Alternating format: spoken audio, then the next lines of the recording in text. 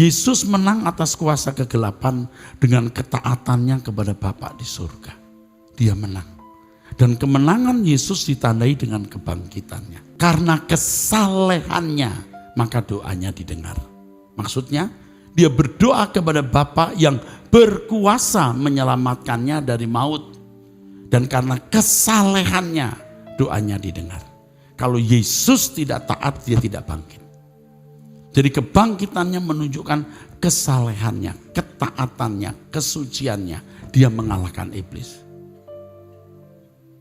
Ya saudara. Tapi jangan kita merasa ikut-ikut menang. Itu kemenangan Yesus atas kuasa kegelapan. Nah sekarang kita harus berhadapan dengan kuasa kegelapan. Amin. Kita belum menang atas kuasa kegelapan. Yesus yang menang. Dan kemenangannya memberi potensi kita untuk menang. Tapi tidak otomatis kita menang. Amin. Kemenangan kita atas kuasa kegelapan jika kita tidak memberikan foothold, pangkalan. Di Efesus pasal 4 dikatakan jangan memberi pangkalan. Foothold dalam bahasa aslinya topon. Kita memiliki banyak kekurangan, kelemahan untuk tempat berpijak iblis. Kita yang harus menanggulanginya, bukan Tuhan. Roh Kudus menuntun, membimbing kita, tapi keputusan akhir itu kita, saudara. Ya, ketika Yesus di Taman Getsemane, itu masa-masa kritis ya, saudara. Sampai tingkat di mana Yesus sempat berkata, jika boleh, cawan ini lalu daripadaku. Dan itu nyaris dari pengecut. Nyaris melarikan diri dari tanggung jawab. Nyaris meninggalkan tugas dan visi yang diembannya. Nyaris saja tapi tidak. Yesus mengakhirinya dengan berkata, bukan kehendakku yang jadi Bapa, kehendakmu lah. Dia tidak memberi topon, tidak memberi kesempatan iblis. Dia menyerah, dia surrender. Nah, murid-muridnya tidur kabeh. Padahal murid-muridnya diajak berjaga-jaga. Yesus menang, murid-muridnya belum. Nah, di situ ada kalimat ya, roh berkehendak, tubuh lemah. Tapi jangan sampai di situ kalimatnya, harus dilanjutkan. Oleh sebab itu berjaga-jagalah. Saya pernah beri ilustrasi mahasiswa yang saya bangunkan waktu saya masih di sekolah lama, bukan di SDT Ekumene. Saya masih jadi kepala asrama. Saya bangunkan anak-anak, ada yang tidur sementara teman-temannya doa, biston pagi, doa pagi, dia tidur. Saya omeli, bangun, doa. Dia berkata, ya Pak, roh berkehendak tubuh lemah.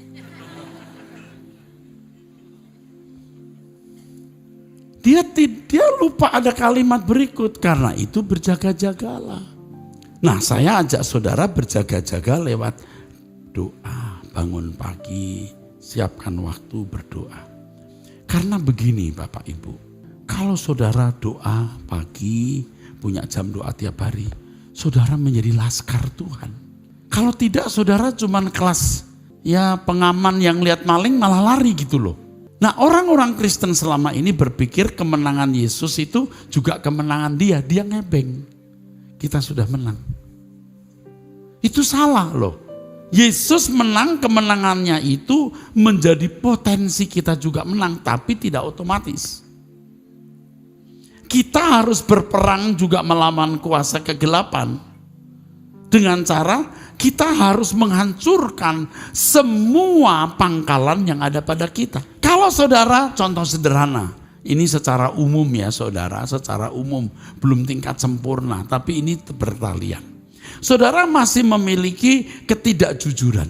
Ketika saudara mendapat kesempatan korupsi, itu iblis punya pangkalan, Anda nyolong. Coba kalau saudara menghancurkan ketidakjujuran saudara tersebut, Anda punya kesempatan korupsi, Anda tidak akan korupsi. Tidak akan korupsi karena jumlahnya 10 juta. Kalau 100 juta mungkin berubah, berbeda lagi. Kalau 1 miliar, bisa beda lagi sikap Anda. Maka Tuhan latih kita. Jadi menghancurkan pangkalan di dalam diri kita itu melalui peristiwa-peristiwa hidup. Dan sebenarnya ini proses pemurnian sehingga saudara menjadi anak Allah yang benar-benar tidak bercacat. Bukan hanya tidak berdosa, tapi tidak ada potensi dosa sama sekali. Beri kemuliaan. Masih bersama saya saudara? Kita harus sengaja melakukan tindakan-tindakan untuk keluar dari area kita, dari ruangan kita, dari kawasan kita, dari level kita ini untuk meningkat. Dan itu harus nyata.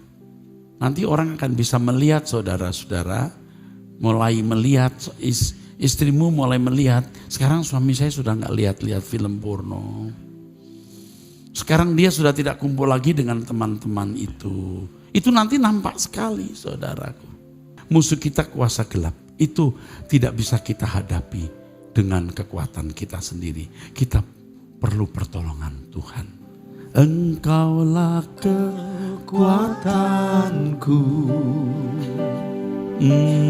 tempat perlindunganku.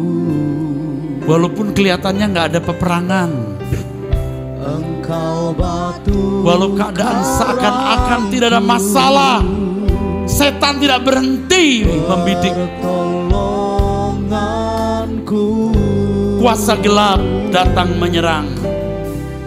kuasa gelap datang menyerang. Engkau persembunyianku. Saya mengajak saudara untuk serius. Tahu nggak ketika saudara mulai berdoa pagi, Anda mulai berkata aku mau berdoa, Anda seperti meniup pakai perang. Saya kira sebagian saudara sekarang ini dalam tawanan iblis loh. Anda tidak menyadari saudara dalam tawanan iblis. Coba sedikit dikutik aja. Anjing loh, gue bunuh loh. Tuh, lihat. Paham? Coba dikutik sedikit, Anda nyolong. Coba punya kesempatan sedikit, Anda berzina. Anda dalam tawanan. Dan iblis tahu momentum kapan menjatuhkan saudara. Dia jahat sekali loh. Dan cerdik melampaui akal saudara. Kita ini kalau tidak bergantung kepada Tuhan, jatuh. Dia tahu momentum itu. Dan pangkalan itu melekat di dalam diri kita. Kuat, menyatu, dan tahu momentum. Mengerikan, saudara. Jadi kita mesti berlindung kepada Tuhan, saudaraku. Sungguh-sungguh berlindung kepada Tuhan, saudaraku. Dan Tuhan akan menolong saudara. Bagi saudara yang memang tidak berhasrat mau jadi orang benar di mata Tuhan, ya saudara tidak merasa ada peperangan, sudah menang aja. Injak iblis dengan kuasa Allah. Dia pikir iblis seperti kecoa. Nah kecoa aja diinjak lari. Lalu merasa menang. Ya kita dulu pengertian kita kan belum sedalam hari ini. Ku menang bersama Yesus Tuhan. Ku menang. Pulang dari rumah berantem sama mertua. Menangkah itu? Kamu menang kalau kamu tidak punya pangkalan di dalam dirimu, iblis masuk. Tapi itu prosesnya panjang. Tidak dalam 1 hari, 1 bulan atau setahun. Prosesnya panjang. Nah kalau orang memang tidak punya niat, ya enggak bisa saudara. Tahukah saudara sebagian saudara ini ada di dalam kekuasaan iblis. Mungkin saudara ke gereja, mungkin saudara juga berdoa. Tetapi kesungguhan saudara itu masih belum memenuhi kuota yang harus dipenuhi. Sehingga saudara itu sebenarnya dalam situasi yang dikatakan pasivitas. Kalau hanya menjadi baik, Anda tidak mengadakan perlawanan. Tapi kalau saudara mulai mengerti bahwa Allah merencanakan Anda menjadi anak-anak Allah. Dan kualitas anak Allah itu seperti Yesus. Dan saudara sungguh rindu seperti itu pakai perang. Dan Tuhan akan menyambut saudara punya tekad itu dengan menggarap saudara. Maka Allah bekerja dalam segala hal mendatangkan kebaikan bagi orang yang mengasihi dia. Tapi Allah tidak akan menggarap orang yang tidak mengasihi dia. Kalau Allah menggarap, maaf ya, iblis bisa menuduh. Kamu tidak memenuhi firman-Mu sendiri. Bisa begitu saudara. Dan Allah itu konsisten dan konsekuen saudara. Kita harus membangkitkan gairah dalam diri kita. Aku mau sempurna seperti Bapa. Aku mau serupa dengan Yesus. Lalu what next? Apa yang kau lakukan? Aku harus bangun pagi berdoa. Aku harus punya jam waktu. Aku harus memetakan hari hidupku. Siapa yang patut menjadi teman pergaulanku? Apa kebiasaan yang tidak patut kulakukan? Seiring dengan itu bikin list dosa-dosa yang saudara lakukan. Kapan halal itu saudara biasa lakukan? Harus ada gerakan tindakan nyata. Di situ Anda baru bisa menghayati apa artinya berurusan dengan Allah yang hidup.